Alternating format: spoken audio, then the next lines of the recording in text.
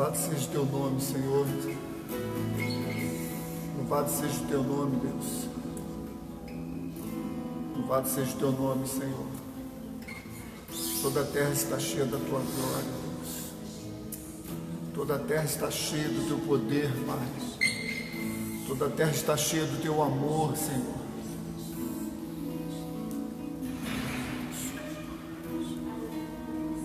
Nada mais satisfaz, meu Deus. Aleluia, Deus.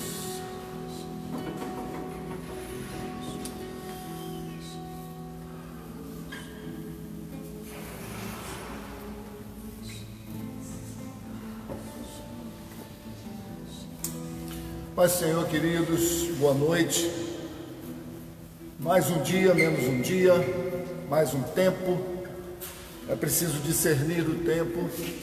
Eu espero que você esteja muito feliz com Jesus. Eu espero que a alegria do Senhor esteja sendo hoje o cerne das tuas avaliações, né? Daquilo que você pode olhar e ver. Estou passando isso, está acontecendo aquilo mais, mas a minha fé está consolidada, firme no Senhor. É isso que eu espero. E é isso que eu desejo nessa noite, é aí que eu desejo que a gente se encontre nessa noite. O Senhor seja o Senhor de todas as coisas. Louvado seja o teu nome. Amigos, é bom estar de novo aqui, né? Estava num período de reclusão, fiquei afastado 15 dias e estou aqui de volta, feliz. E até aqui o Senhor me ajudou e não há nenhum motivo para eu não pensar que isso não vai continuar acontecendo. Então, amigos, eu queria, continuando os nossos estudos, as palavras encaixadas, porque foi assim que Deus nos fez cruzar essa pandemia, com palavras sequenciais, com direcionamento da parte dele para a postura e atitudes com as quais nós deveríamos combater todas as lutas que vieram. E todos aqueles que estiveram ali tiveram, né, não só nas pregações, mas também no compartilhar da vida dos nossos amigos e irmãos que estiveram à frente das lives diárias, todos que estiveram conectados ali, eu não tenho dúvida nenhuma que tiveram material suficiente, alimento suficiente para transpor essa travessia. Isso não significa ausência de medos, angústias, dúvidas, ou seja o que for, até tropeços. Não significa isso. Significa que para todas as coisas que nós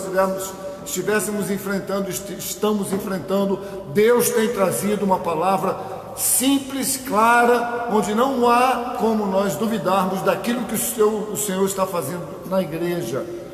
Então, amigos, eu queria compartilhar com você uma palavra nessa noite, tarde e noite, né, onde eu até usei uma expressão que a gente costuma ouvir em aeroportos, né? A última ministrou duas palavras maravilhosas em 2 domingos.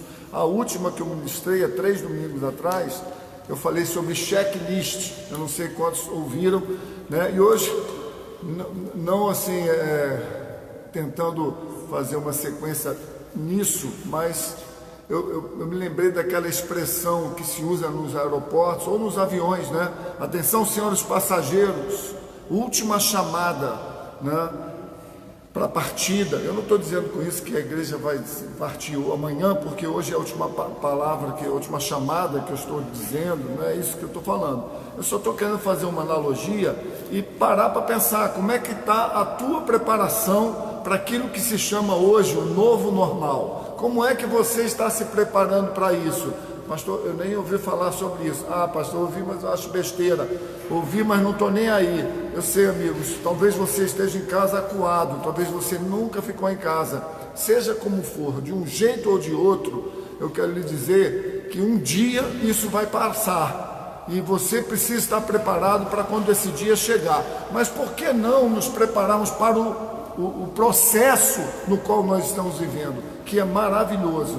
Então eu começo te perguntando, como é que está a tua preparação para o novo normal, para esse novo rumo que a tua vida vai tomar? Se você não tomar uma posição em relação a isso, a própria vida vai te conduzir para aquilo que ele chamar de novo normal. Para mim também, só que eu estou centrado no normal de Deus, né? Eu espero que o novo normal seja o normal, ou seja, eu não quero voltar para aquilo que nós vivíamos antes, eu quero estar no lugar onde nós nunca deveríamos ter deixado, embora eu tenha certeza de que nós estamos cruzando a história bíblica, onde tantas palavras e profecias acerca deste tempo estão ditas, e das dificuldades dos últimos dias, né, da necessidade de uma vigília dobrada. Nós não sabemos quando é que o ladrão virá, e não sabemos também quando Jesus voltará. Nós não sabemos de muitos detalhes que já deveriam ser suficientes para percebermos esse tempo e discernirmos esse tempo. Ou seja, um tempo de esfriamento, um tempo de muitas motivos para nós dizermos, está tão difícil. Pode até ser um fato, está difícil mesmo, mas para os filhos de Deus, Deus sempre dá o escape. E eu estou aqui nessa noite para falar um pouco sobre essas coisas, mas do meu jeito, né? Por quê? Porque eu penso assim, sabe, assim como as companhias aéreas têm assim esse aviso da última chamada, Jesus também tem uma última chamada, né? Só que ao contrário do que parece, que o check-in ou que a última chamada, não sei quantos de vocês já tiveram a chance de viajar de avião, às vezes você está num ponto e o lugar onde você vai é outro, aí você sai correndo com a malinha e é uma maluquice aquele negócio, né? Por quê? Porque existe um protocolo, uma regra, um tempo para se obedecer para que o avião possa partir no tempo certo. Então, assim como as companhias aéreas fazem isso, Jesus também tem a sua última chamada, e ao contrário do que se parece, não demora. Ao contrário do que se parece, aquilo que você chama de demora é um apronte, na verdade é um viver a vida. Eu ia falar pronto, mas eu prefiro usar a palavra, inventar uma palavra aqui, de aprontado, né? Ou então aprontando. Então, na verdade, essa última chamada não é a última chamada e acabou, ela chama para o acesso, a entrada, e nós estamos nesse momento. Olha, foi dada a última chamada para o voo, então você se apronta que a qualquer momento vai embarcar e você vai decolar. Então é isso que eu sinto e vou discernindo no espírito esse momento. Nós estamos recebendo uma baita de uma última chamada. A questão é, nós estamos nos aprontando para o quê? Para a eternidade. Não é uma viagem para São Paulo, para a Europa ou para a Lua, é uma viagem para a eternidade, para um lugar onde Deus está, para um lugar onde Deus sempre quis que nós estivéssemos com Ele, sempre e eternamente. E aí eu fico pensando, né? Não te parece justo isso, considerando o tamanho desse grande destino? Não parece justo que esse tempo que muitos consideram longe demais, 2000 anos, talvez não seja tudo isso, talvez não, Jesus é só uma palavra, um paralelo ou uma alegoria. Não, queridos, isso vai acontecer. Todos os sinais estão apontando para ali. Então não é longo, é o tempo. E esse tempo está dando a chance para mim e para vocês, né, de nos aprontarmos para que quando a hora chegar, nós estejamos aprontados. Aprontando, não aprontando coisas, mas aprontando a tua própria vida para isso. Agora eu fico vendo, diante de um destino tão grandioso, que é a eternidade, que a gente não consegue entender, e antigamente eu usava essa expressão, né? O que é a eternidade? A eternidade é você pegar um diamante do tamanho desse prédio aqui, e pegar uma pena de uma ave e esfregar nele assim, passar nele. O dia que esse diamante desaparecesse de tanto esfregar essa pena, seria um dia na eternidade. Ou seja, a eternidade não é uma coisa definível por mim e você. Eternidade é uma coisa que a gente vai discernir pelo Espírito, ou seja, é um tempo que tem começo, mas não tem fim.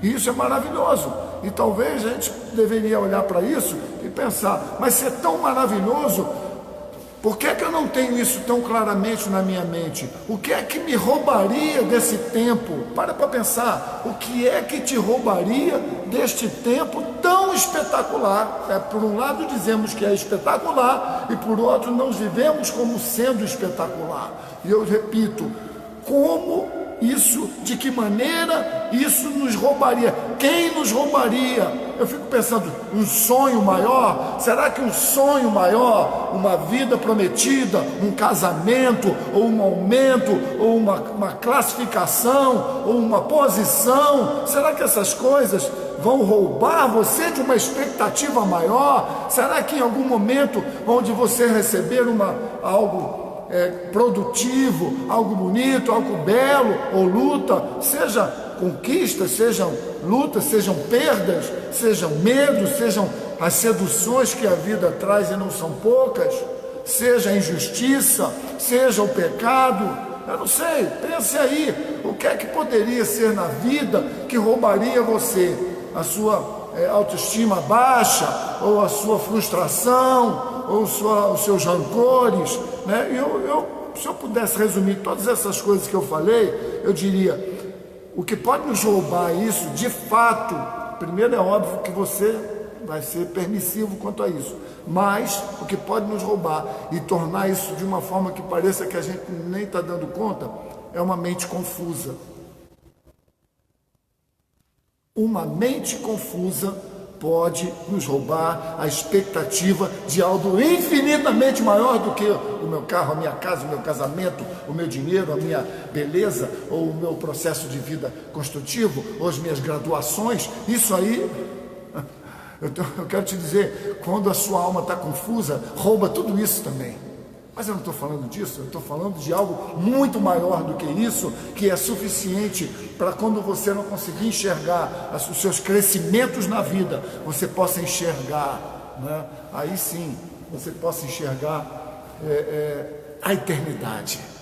Eu não vejo todas as minhas conquistas. Você pensa uma pessoa que nasceu com alguma deficiência, talvez essa pessoa olhe para ela e fale assim, pô, como eu vou poder olhar para a minha eternidade, para a minha vida natural? Eu não tenho possibilidades. Aí ela olha para a eternidade, aí alguém olha do lado e fala, mas também ele precisa. Não, todos nós precisamos. Não há sonho humano, não há conquista humana, não há projeto, planejamento humano que possa perdurar. Você fica velho, as coisas são roubadas, são corrompidas, elas se corroem, mas aquilo que vem da parte de Deus, ela é eterna, e isso é maior do que a própria vida que nós conhecemos aqui na terra. Então, amigos, eu diria, mente confusa, trevas. Nós estudamos essa semana aqui, muitos estão aqui também, né, desses alguns que estão aqui, falaram sobre isso, né, sobre essa questão das trevas. Por que isso vem na nossa cabeça? Juízos, né? Falamos muito sobre juízos. E assim, honestamente, vou até dar o meu testemunho, que eu não tenho nem vergonha, e talvez isso possa ajudar alguém que esteja buscando uma sinceridade diante dos seus enfrentamentos. Eu olhei todas as palavras que eu ouvi, as pregações que foram faladas, os estudos dos irmãos, e eu olhei para mim, eu falei, Deus, tem misericórdia de mim, porque eu tenho muitos juízos ainda dentro de mim. E juízo não é xingar, não é querer matar ninguém, não, juízos assim de julgar às vezes coisas, de olhar situações e pensar coisas, de acordar com pensamentos que não tem nada a ver com os que eu fui dormir ontem. São coisas que brotam na minha vida, e aí eu olho para isso e falo, meu Deus! E aí, como acho que foi a Luciana Mota hoje falou daquele... falou do fariseu e do publicano, né? E o fariseu se achando, porque ele conhecia a lei, e o papel dele era observar as leis, e aí talvez eles burlaram os seus processos e começaram a observar na vida dos outros a lei e a se tornarem juízes, enquanto o outro do outro lado batia no peito e dizia, Deus tem misericórdia de mim porque eu sou um pecador. É nesse lugar que eu creio que Deus nos quer, não de uma miserabilidade, mas de um lugar de humildade, um lugar de eu não me basto, eu não sou autossuficiente, eu preciso de Deus, ainda que quando eu me checo e percebo uma falibilidade minha, eu posso olhar para o meu Deus e dizer, Deus, tem misericórdia de mim, porque eu sou um pecador, e isso não me desqualifica, porque Jesus não veio para os fariseus que se autossatisfaziam. Jesus veio para aqueles que olhavam para si e diziam: caraca, eu tento fazer o meu melhor. O Paulo dizia: aquilo que eu quero eu não faço, o que eu não quero me dá uma vontade louca de fazer. Ele não falou isso, eu que estou parafraseando. Dá uma vontade de fazer tremenda. Aí ele diz: poxa, quem vai me livrar de mim mesmo? Estou interpretando para você. E ele responde a resposta de Deus: graças por Jesus. Por quê? Porque só Jesus pode contemplar as nossas falhas, mas não para vivermos nela, coitadinho de nós, autopiedosos, não, mas para viver como quem é livre, para quando você errar, ter um advogado diante do Pai que vai lhe representar. Esse é o nosso Jesus. Então, amigos, eu olho para isso tudo e fico pensando, né? Atenção, passageiros, estamos perto de embarcar. Você está pronto? Checa aí 1 de João 2, 1, versículo do 1 ao 10. 1 João 2, né? Eu vou ler aqui rapidinho para vocês. 1 João 2, versículo 1 vou ler até o 10, vou pular alguma coisa talvez. Diz assim, rapidinho, porque eu não queria ler só o versículo, eu quero ler o contexto. Então, o que era desde o princípio, o que ouvimos, o que vimos com os nossos olhos, o que contemplamos e as nossas mãos tocaram a respeito da palavra da vida, a vida se manifestou, nós a vimos e dela é que damos testemunho e vos anunciamos a vida eterna que estava com o Pai e a nós foi revelada. Ele está falando de Jesus, né? Então está lá João ainda no 3. Sim, aquilo que vimos e ouvimos, isso vos proclamamos, para que também vocês tenhais comunhão conosco. Ele podia falar para que vocês também tenhais uma posição elite, uma posição diferenciada em relação às pessoas que não conhecem. Ele está falando, é nesse lugar, por essas palavras, que vocês vão ter comunhão conosco. Comunhão com o quê? Com Deus e com o Filho de Deus, através da palavra, não é através deles, através da palavra que eles comunicam. E esse é o ambiente e o lugar que há comunhão de Deus para nós. Depois ele continua dizendo algo espetacular, ele diz: e a nossa comunhão é com o Pai, com o Filho, Jesus Cristo. Estes ensinos eu escrevo para vocês, para que a nossa alegria seja absolutamente completa. Como absolutamente completa? O que é que João está querendo dizer? Ele está querendo dizer, não que ele esteja lá agora de binóculo, mas ele quer dizer que a alegria dele é completa quando nós também estamos vivendo essa comunhão no Pai, no Filho, através do Espírito Santo que nos conduz a isso, observando as nossas lutas, as nossas falhas, as falhas dos outros com misericórdia, e é nesse ambiente de comunhão pelo amor de Cristo, pelas passadas e palavras de Jesus, que nós podemos ter comunhão com o Pai, com o Filho, com o Espírito Santo e desfrutar da comunhão dos apóstolos. Depois ele continua dizendo no versículo 5: e a mensagem que dele ouvimos e vos pregamos é essa. Veja bem, preste atenção: Deus é luz e nele não existe a mínima treva. Ou seja, é como se nós estivéssemos sendo hackeados aqui. Deus está nos hackeando, Ele nos está monitorando, através de quê? Das nossas falhas? Não, da nossa comunhão. Então veja, Deus está dizendo, Ele é luz, nele não existe a mínima sombra de trevas. Então, continuando, se afirmamos que temos comunhão com o Pai, mas caminhamos nas trevas, somos mentirosos e não praticamos a verdade. Então aqui ele já está dando uma checagem para a gente, não de uma posição que nós vamos ter em algum momento da vida, que será inquestionável, irremovível, não, uma posição que nós precisamos, e aqui ele nos dá um monitoramento, um hackeamento, dizendo, olha, preste atenção, se você estiver caminhando nas trevas, você é mentiroso. Então, afirmamos isso, que temos comunhão com o Pai, mas não podemos caminhar em trevas. Versículo 7, preste atenção agora, porque agora ele vai falar do resultado disso. Ele diz assim, se no entanto eu digo isso para você e digo para cada um de nós e a mim mesmo. Se, no entanto, andarmos na luz, que luz é essa? Para que essa luz? Para que tanta luz? Se nós andarmos na luz, como Ele na luz está, temos plena comunhão uns com os outros. Meu Deus! Será que nós temos andado em trevas por conta de algumas posturas? Será que nós não temos plena comunhão com o Pai? Eu não estou falando da aplicação religiosa, eu estou falando do ataque na mente. As trevas dominam você quando você perde a comunhão acusando pessoas ao seu redor. As trevas dominam sobre a alma humana, você fica confuso, com raiva, com ira, se justifica, se perde.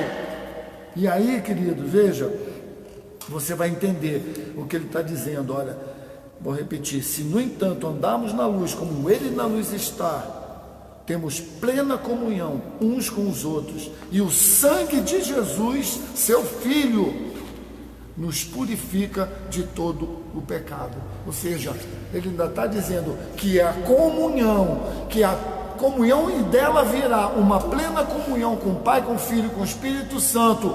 Se isso estiver acontecendo, haverá um processo contínuo na nossa vida, que é a purificação dos nossos pecados. Isso não significa, então, que nós não vamos errar. Isso significa que toda vez que nós errarmos em Cristo Jesus, temos um processo de purificação que nos dá uma nova chance, não só de não pecar, mas de acertar, de crescer, de amadurecer e, acima de tudo, aprender a conviver uns com os outros em suas falhas, diferentes das nossas, talvez melhores ou piores, não importa, mas aprender isso, que Deus, quando Ele olha para nós e vê que nós estamos buscando a comunhão, se há arrependimento em nosso coração, Ele nos purifica de todo pecado. Depois ele continua: se declaramos que não temos pecado algum, enganamos a nós mesmos e a verdade não está em nós. É exatamente o que o fariseu fez hoje na palavra que nós ouvimos. Agora, se nós confessarmos os nossos pecados, Ele é fiel e justo para nos perdoar de todos eles e nos purificar de qualquer injustiça. Aqui nós vemos a passagem de um pecador que aos olhos humanos não teria chance, mas aos olhos de Deus foi para esses que Ele morreu. Foi para aquele que não tinha chance nenhuma, tivesse uma oportunidade. E ele conclui: se afirmamos que não temos cometido pecado, nós o fazemos mentiroso, e a sua palavra não está em nós. Olha que terror, agora já não sou só eu fazendo a mim mesmo mentiroso, agora eu já estou querendo dizer que Deus não é tão justo ou verdadeiro nos seus juízos, nos seus caminhos, no direcionamento, na criação de todas as coisas. Ora, queridos amigos, se você continuar lá na frente, eu não vou entrar aqui, ler em casa depois, ele está dizendo: eu não estou escrevendo nada novo para vocês, é verdade. Eu quero que você pense, se você está ouvindo isso aqui a primeira vez do pastor Pedro, se você é da igreja, é a primeira vez que você ouve isso? Se você estiver na luz, como Ele na luz está, temos comunhão uns com os outros. Ele está dizendo logo em seguida: eu não estou falando nada novo, lá atrás, há 2000 anos. Por quê? Porque estava tudo ali escrito, tudo ali em Cristo. A questão não está no que foi dito ou no que não foi escrito. Você não entendeu ainda? Senão o fariseu não cometeria aquele equívoco. A questão não está no cumprimento, nem o entendimento, a questão está em Cristo, onde contempla tanto a obediência, quanto também oportuniza quem estiver em pecado, dá uma nova chance. É a chance, mas não é fora de Cristo, e não é um Cristo hipotético, é um Cristo na palavra. E na palavra diz que se você não estiver nele, você está em trevas. Por quê? Porque você não tem mais a mente dele, você tem a sua mente, onde também coloca ele quando quer, e quando não quer tira ele da competição. Então, amigos, veja, eu olho para essa questão toda e fico pensando, né, para que tu quer voltar para a igreja? Alguma semana a gente conversou com tanta gente E muitos falam sobre isso, é preciso voltar. Ai, pastor, não tenho medo de voltar. Alguns não querem, outros não estão certos sobre isso, outros têm medo, outros não têm opinião nenhuma, outros vão porque há um decreto estadual ou federal, e outros não sabem o que fazer. Eu quero lhe dizer, fique livre, não se sinta obrigado a nada, mas ouça tudo e ore ao Senhor para que dê discernimento em sua vida, porque não é possível, existem tantas verdades. Eu quero lhe dizer o que eu sinto no meu coração. Eu vou ouvir muitas coisas, mas vou reter aquilo que é de Deus. E se eu tiver que ficar ou tiver que sair, ficarei ou sairei com Cristo, porque é nele que reside a minha confiança, para estar ou para sair. Como que um homem de Deus cheio de Espírito Santo fica, e o outro homem cheio de Deus, cheio do Espírito Santo, sai? Como? Eles saem na revelação que Deus dá para eles, e na revelação que Deus dá para eles, Deus os acompanha e os abençoa. Então não existe essa polarização do certo e do errado, existe uma palavra liberada ao coração. Nós vamos mexer nisso nesse período.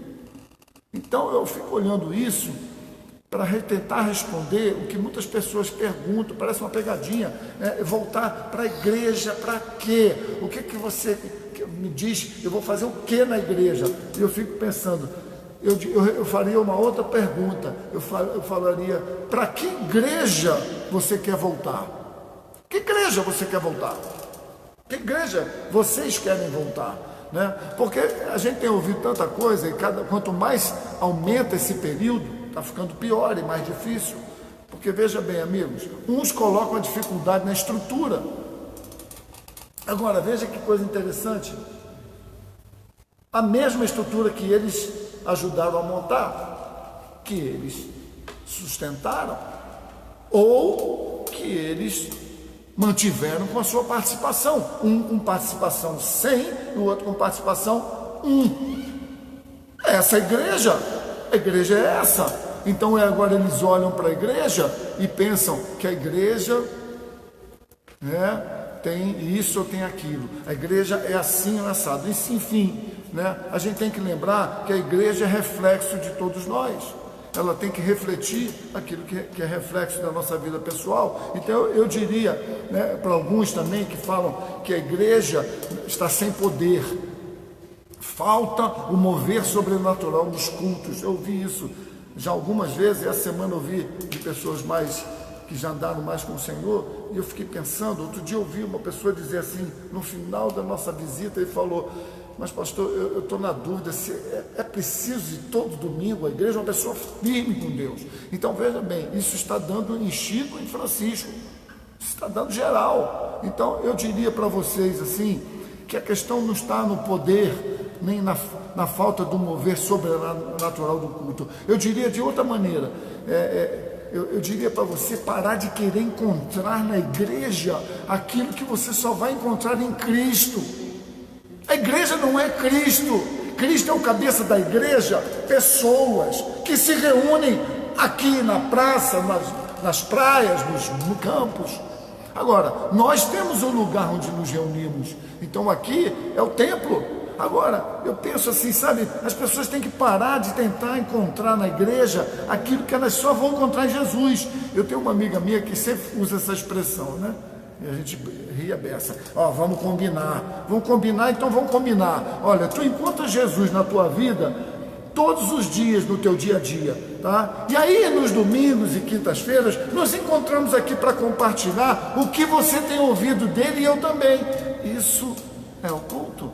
Daí, juntos, preste atenção, esse mover, esse poder que agora está em mim, está em nós, ele vai fluir nos cultos. Por quê? Porque a igreja não será somente o lugar onde eu venho sem nenhuma expectativa. Eu não tenho expectativa nenhuma, eu venho porque eu estou acostumado. Se você está acostumado, você tem que refazer conceito. Agora, não adianta você achar, tudo bem, você pode chegar um dia entristecido, abalado com alguma questão, chegar na igreja, receber uma palavra e dar uma levantada, mas ela vai levantar um espírito que não está morto. Ela vai levantar alguém que quer o Senhor, que busca o Senhor. Se isso não acontece em você, aí você recebe uma palavra maravilhosa, daqui a uma semana você já está down de novo. Por quê? Porque não há uma sequência da sua busca e dos seus desejos de Deus. Então, quando a gente juntos viermos para a igreja, e é muito engraçado porque a gente conversando essa semana, eu já vivi muitas coisas na igreja, essa coisa do mover, de produzir, e de ficar cantando horas, e de ficar querendo promover o mover, criar um ambiente para o mover.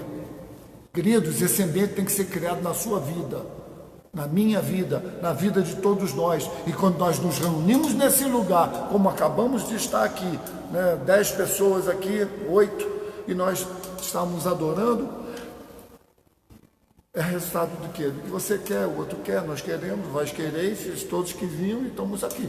Aí, se a gente entender isso, se a gente entender isso, aí nós vamos compreender isso quando a gente o adorar. Sabe quando é que o mover vem, o poder vem? Quando nós, por termos vida com Deus, nos encontramos num lugar, seja na tenda, seja no monte, seja na praça, seja na casa de alguém, mas nós nos ajuntamos para adorar aquilo que Ele é, e não aquilo que Ele vai fazer na igreja mais vencedores. É porque a nossa igreja vai crescer, porque a nossa palavra, ou isso, aquilo, um festival de vaidade. Se Deus quer dar o crescimento, qual é a nossa preocupação? A nossa preocupação tem que estar em buscar o Senhor na nossa individualidade, e você vai entender isso já já. Por quê? Porque eu fico pensando, quantos gostariam de contribuir com isso? Quantos gostariam de olhar para a igreja, que um dia vai voltar, e a gente dizer, eu vou voltar com esse coração? Por quê? Porque quando eu voltar nós vamos nos unir. Nossa, vai ser muito bom. Porque vai ser bom por causa do primeiro dia, da primeira semana, ou o primeiro mês, ou a vida que seguir. Por quê? Porque eu me encontrei com Deus, eu encontrei com Deus que me move. Então agora, quando a gente se junta, já não sou mais eu, somos nós. Deus ouve a nossa adoração por aquilo que o Senhor é cantar não o que eu preciso, mas cantar o que o Senhor é. Isso é adorar a Deus, isso é adorar o Senhor. Agora eu te pergunto, primeira coisa, se você quer contribuir, você tem que passar por aqui. Onde é que está tudo isso? E eu vou lhe dizer, eu vou abrir minha Bíblia em Isaías 50, versículo 10, só para você ouvir. Preste atenção o que Deus fala aqui. Há alguém entre vocês, israelitas, que respeite e obedeça ao Senhor? Pergunta Deus. Há alguém que vai imitar o servo do Senhor, que mesmo andando na mais completa escuridão, confia no nome do Senhor e fica firme no seu Deus? Eu fico pensando isso. Depois ele fala uma coisa assim que me assusta. Ele diz, saibam, porém, vocês, que preferem acender o seu próprio fogo. Uau, isso me assustou quando eu li. Ele está dizendo, tem alguém entre vocês que respeita e obedece o Senhor? Tem alguém entre vocês que vai caminhar como o meu servo, e aqui já apontando para um Cristo que viria? E depois ele fala, cuidado vocês que estão tentando acender o seu próprio fogo, e ainda continua, Isaías 50, 10, 11 agora, para se aquecer e iluminar o seu próprio caminho. E a gente pode olhar e dizer assim, mas ele está legal, ele está lendo a Bíblia, ele tem uma opinião, tá? Aí ele diz, para aquecer e iluminar o seu próprio caminho, que viverão, ele está dizendo, vocês tenham certeza que viverão em sofrimento para sempre, sofrimentos mandados por mim, diz o Senhor. Então veja, graças a Deus por Jesus, mas assim, embora Jesus tenha vindo e feito uma quebra, uma ruptura com essa malignidade, sem haver uma intercessão, isso não significa que nós podemos andar na contramão da palavra. Não adianta a gente buscar uma igreja que faça aquilo que eu não faço. Tem pessoas que estão procurando outras igrejas pelo mundo todo, porque onde ela estava, ela acostumou, e como ela não teve postura, agora ela quer arranjar um outro lugar onde ela se identifique. um lugar onde faça aquilo que ela nunca fez, onde ela estava. E eu não estou falando de obras ministeriais, eu estou falando buscar ao Senhor, porque quando eu estou lá, em mim há uma misericórdia aplicada na minha própria vida, que me faz ver que é com essa misericórdia que eu tenho que conviver com as diferentes vivências ao meu redor. Eu olho para isso tudo e fico pensando, vou abrir a Bíblia que é mais fácil, Isaías 59, versículo 9. 59, versículo 9 e versículo 10. Ele diz assim, preste atenção. E aí, para a gente checar um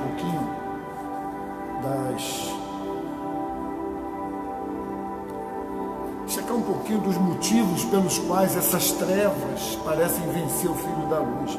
Ele diz assim, deem comida aos famintos, ajudem e consolem. Não, perdão, antes. Ele diz aqui, isso acontecerá a vocês, então, quando vocês gritarem, o Senhor responderá. Quando vocês pedirem ajuda, Ele dirá, eu estou ao seu lado. Então, veja bem, por que isso não acontece? Aonde há uma falha que isso não acontece? Aonde a gente vive num estado que do nada parece que a gente vive em trevas?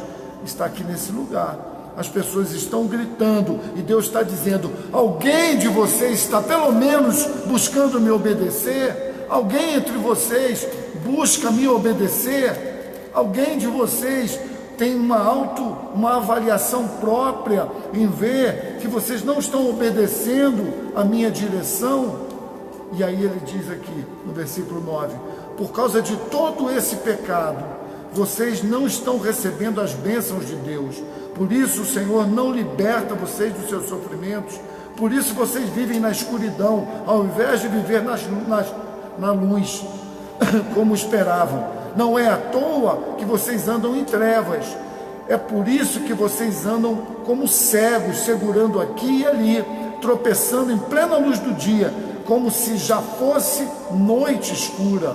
É por isso que vocês perderam a sua força e parecem gente morta no meio dos homens fortes e robustos. Ora, por que ele está dizendo isso? Por quê? Porque os filhos de Deus estão em trevas. Amigos, não são poucas as pessoas que eu tenho encontrado, cristãs, que se desviaram. Não é uma, não é duas, não são três. E não são somente dessa igreja, são de todas as igrejas. As pessoas se afastaram do Senhor.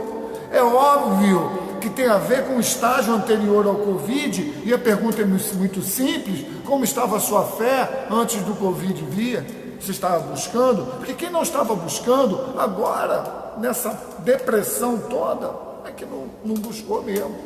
Ah, mas eu busquei, ouvi muitos pregadores, pessoas que você não conhece, pessoas que amanhã você vai estar sofrendo lutas, não virão na sua casa, mas você não quer mais ouvir as pessoas que te aconselham e que te ensinam a palavra. Então é entender por que a minha mente fica em trevas, por que eu desanimo, por que eu julgo a igreja, por que eu julgo o patrão ou o chefe, por que eu faço isso? Porque a minha mente, quando não está em Cristo, ela está em trevas. Isso aí é pecado, porque se eu não disser que isso acontece na minha vida, eu estarei mentindo.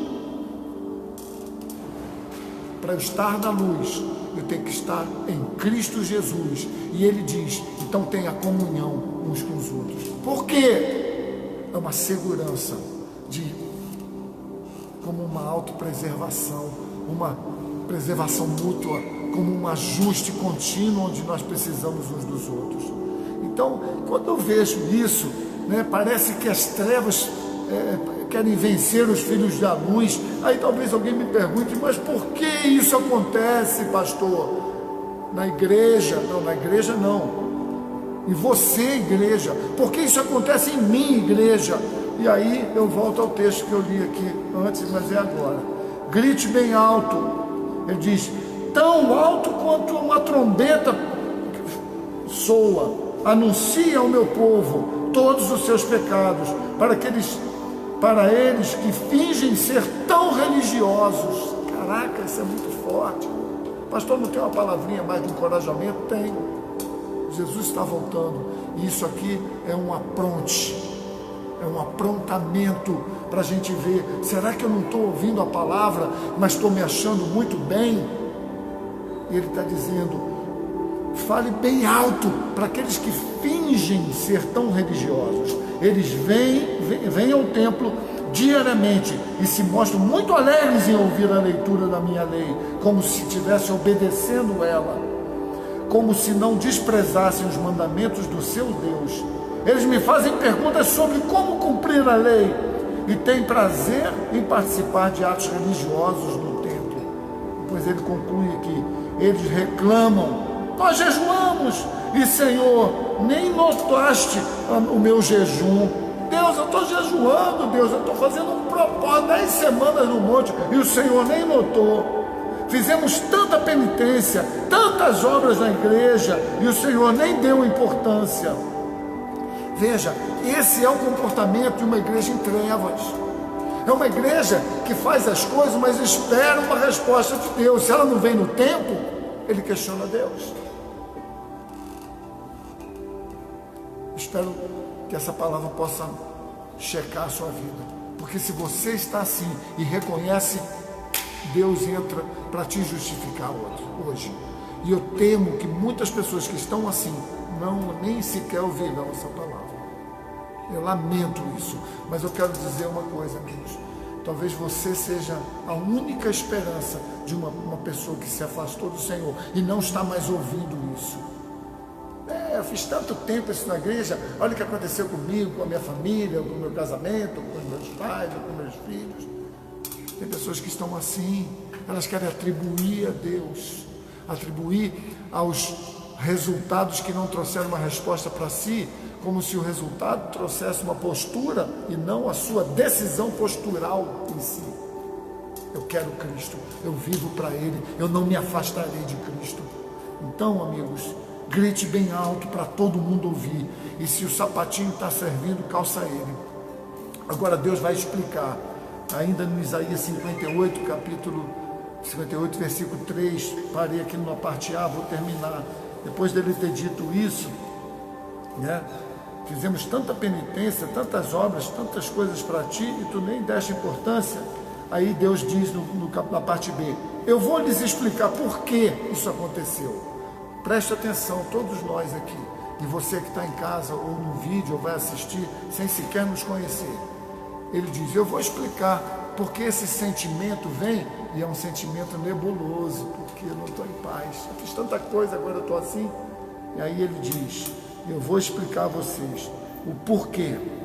É que mesmo no dia de jejum, vocês pensam em ganhar mais e mais dinheiro. É porque vocês maltratam, exploram os seus empregados. Que adianta ficar jejuando se vocês continuam a brigar e a fazer violência? E ele diz assim, continuando, né? Com um jejum desses, eu nunca, vou repetir, com um jejum assim, deixando de comer, mas tratando mal pessoas, ou lucrando indevidamente, ou fazendo coisas erradas, mas jejuando, porque você pode ficar em casa jejuando. Ele diz, um jejum desse eu nunca vou ouvir. Aí ele diz assim, no versículo 4 ainda, eu nunca vou responder às suas orações. Será que o que eu quero é apenas isso, diz o Senhor? Que vocês façam obras, penitências, rezas, orações, jejuns para serem vistos por homens? Andarem curvados como bambu ao vento? Vestir-se de pano de saco e quebrar-se sobre cinzas? Vocês acham que é esse tipo de comportamento um jejum que me agrada, diz o Senhor? Veja isso. Como isso está acontecendo com a igreja, Senhor? Como isso pode estar acontecendo no mundo? Está escrito, no final dos dias viriam doenças, endemias, e até doenças que pareciam já extintas voltarão. no final dos tempos, toda essa circulação de notícias virão, mas os que permanecerem em mim ainda brilharão, porque haverá uma luz dentro de vocês. Eu até antecipei um pouquinho aqui, mas veja, no versículo 6, eu quero que você ouça o que agrada ao coração de Deus. E é por isso que eu vim junto com João para dizer, isso aqui eu não estou falando nada novo, e eu repito, eu não estou falando nada novo. Para você que é crente, para você que é dessa igreja, já ouviu muito essa palavra. O jejum que agrada a Deus, ele vai dizer o que agrada a ele. Ele está dizendo assim, vocês acham que é esse o jejum que me agrada, essa tristeza? E ele diz, não, o jejum que eu quero ver é o seguinte: parem de explorar os seus empregados, não maltratem os seus servos, perdoem as dívidas daqueles que não podem pagar e não obriguem outros a trabalhar como escravos. Meu Deus. Além disso, o que eu quero que vocês façam é que vocês repartam sua comida com os famintos, é que vocês ofereçam abrigo a quem não tem nem casa, que vocês deem roupa àqueles que estão nus e não se escondam de quem precisa ser ajudado. Isso agrada a Deus. Se vocês fizerem isso, preste atenção, Deus lhe dará uma luz mais brilhante que o sol. Pense nisso. Se vocês fizerem isso, virá sobre vocês. Sobre vocês por quê?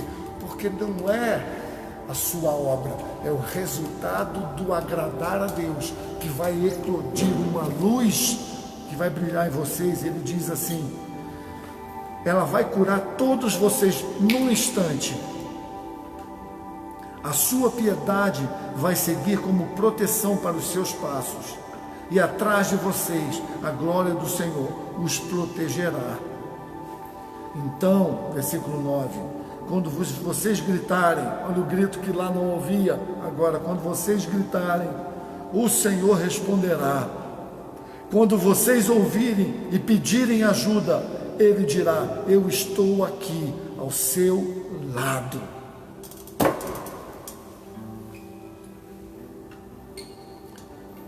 Vou pular 10. Então, se você quer que essa luz brilhe, meu irmão, minha irmã, meu amigo, você que está me ouvindo nessa noite, ou que vai ouvir algum dia, mesmo que seja depois da volta de Jesus, que essa mensagem jamais poderá ser apagada, porque elas estão nas nuvens internéticas.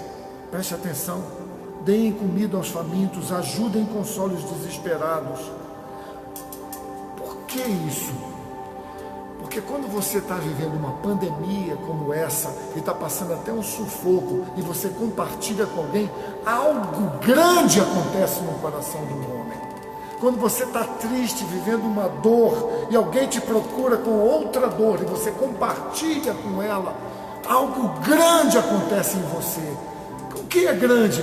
Eu não permiti que a minha tristeza fosse impedimento para que a luz de Deus pudesse alcançar alguém. E aí ele diz, quando isso acontecer, veja, então, quando você der comida aos famintos, ajudar e consolar os desesperados, então a sua luz aparecerá brilhante nas trevas, e a escuridão se tornará clara como o meio-dia.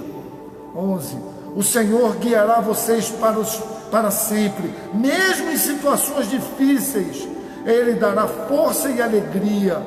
Vocês serão como um jardim bem regado, como uma fonte onde a água nunca para de jorrar. Agora vai uma promessa para os pais. Os seus filhos, esses mesmos que hoje talvez não façam aquilo que você acha que eles deviam fazer. Não ande em trevas por isso. Creia no Senhor. A resposta está aqui. Os seus filhos vão reconstruir as cidades destruídas há muito tempo. Haverá uma destruição, mas haverá um povo de recomposição. Vocês serão conhecidos como o povo que reconstrói seus muros e suas cidades. Por quê? Porque é a vida com Deus. Porque você transmite. Pensa num filho hoje desviado, onde você transmite a palavra e parece que ela bate na parede e cai. Não bate, ela não volta vazia.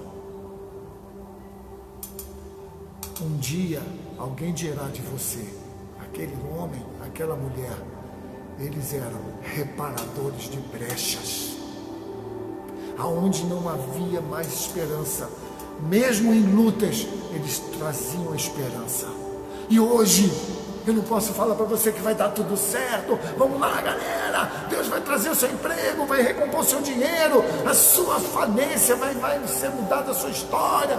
Queridos, esse é tempo da gente olhar e se recompor com Deus. Quem vai fazer isso é o próprio Deus. Se eu falar para alguém que não tem vida com Deus, nada acontecerá. Porque quem pode recompor e refazer duradouramente é o Senhor e não os homens. E ele continua dizendo, versículo 11, 13: se vocês honrarem o Senhor em tudo que fizerem, não procurando fazer sua própria vontade, então o Senhor será a sua alegria. Eu mesmo os ajudarei a vencer todas as dificuldades e ter vitória e glória na terra. Vocês receberão todas as bênçãos que eu, o Senhor, prometi a Jacó, seu pai. Eu mesmo, o Senhor, estou fazendo essa promessa. Eu estou recebendo essa promessa. Eu já recebi essa promessa. A questão não é ter recebido, a questão é manter ela acesa dentro de mim. E o que fará isso acontecer? Estender as minhas mãos para quem estiver ao meu lado. Você pode estar vivendo um tempo triste. Eu tenho muitas tristezas, mas nenhuma delas vai impedir que essa luz brilhe quando for necessária. Hoje, talvez aqui, não, talvez não, seria uma falsa modéstia, porque não sou eu, é a palavra. Ela se reacende em mim porque eu também estou ouvindo e eu estou renovando a minha força. Eu não tenho a força de quem não precisa mais ouvir. Eu tenho a força que preciso de Deus a cada respirar. Assim diz o Senhor. E eu pulei o versículo 9 de propósito. Ele diz assim, presta atenção. Vai acontecer.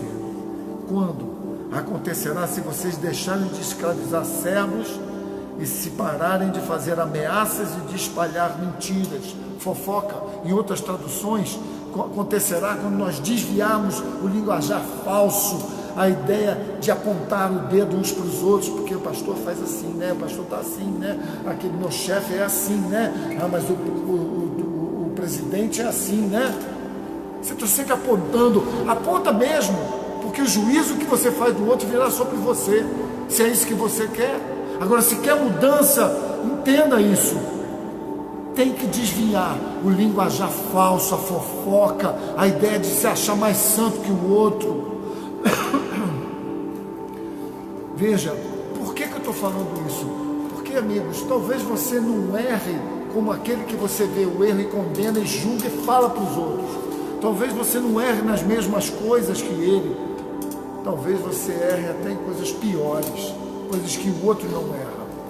Então, quem é você? Quem sou eu? Eu quero dizer para você, profeticamente nessa noite, se você quer bênção, pare de criticar o Brasil. Para de falar mal da tua nação, do teu estado, do teu município. Para de falar mal do presidente do Brasil. Para de falar mal dos seus patrões, dos seus chefes, dos seus líderes, dos seus pastores. Para de falar mal das pessoas, do seu pai, do seu tio, das pessoas que cercam a sua família. Por que eu estou falando isso? Para que a sua mente não seja entrevada. O mundo foi criado por palavra. Vou repetir, o mundo foi criado por palavra. Quando eu falo, cria um universo ao meu redor. Eu te pergunto, que mundo você está criando? Você quer um mundo melhor? Quer um mundo melhor? Haja de forma melhor.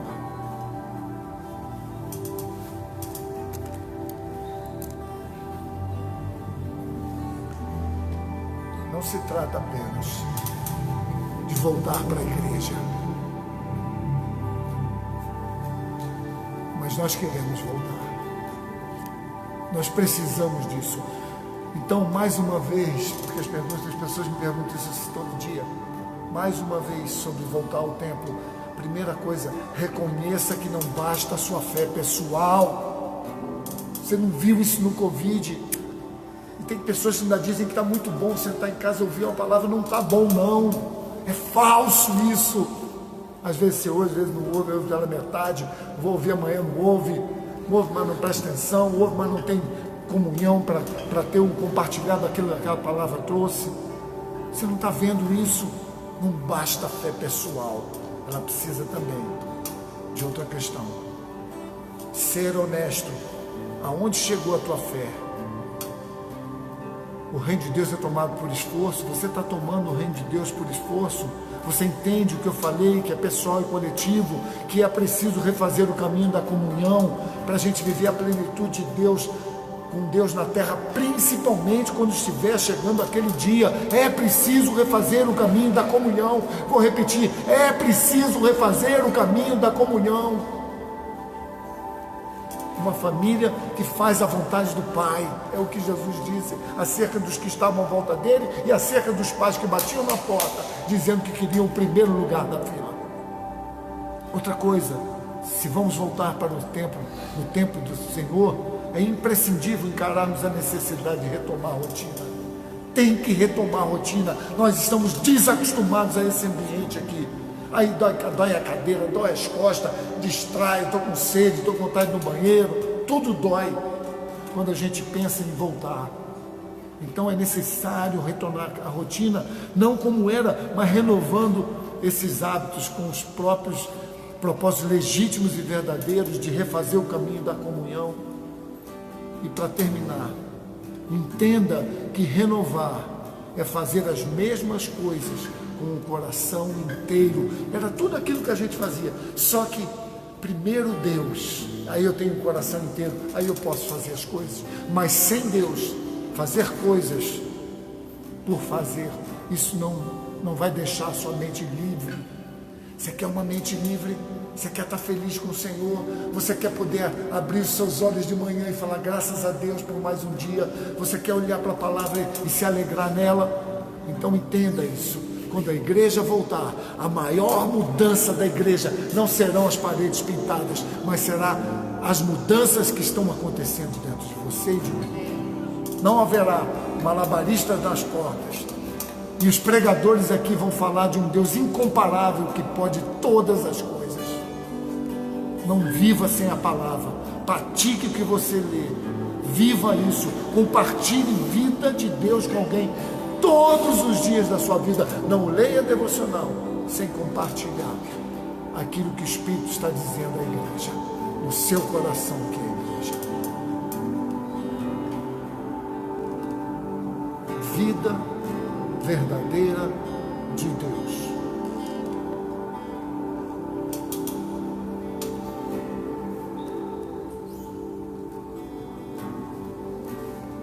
Vida verdadeira.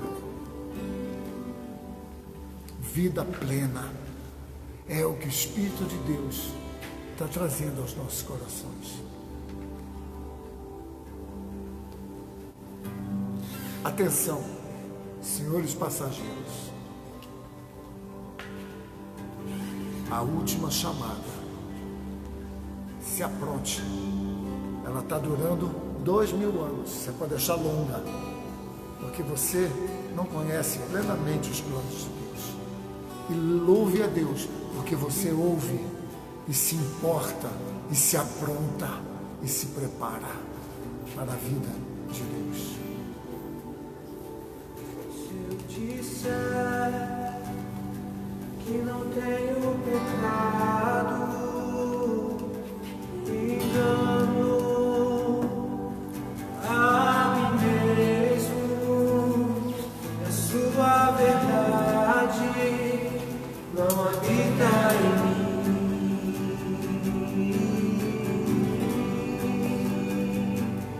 Se eu disser que não tenho pecado, faço bem, mentiroso, e a sua palavra não habita em mim.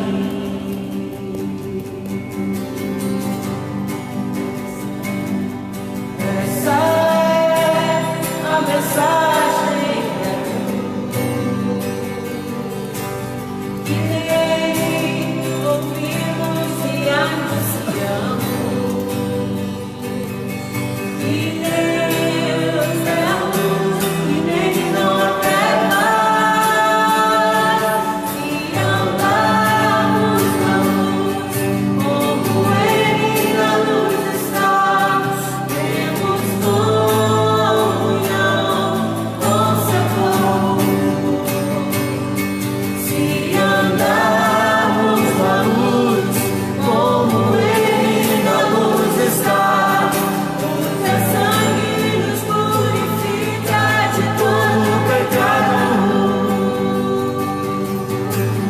Receba isso essa noite. Receba isso. Eu gostaria muito de ser, mas não é isso que Deus está falando no meu coração.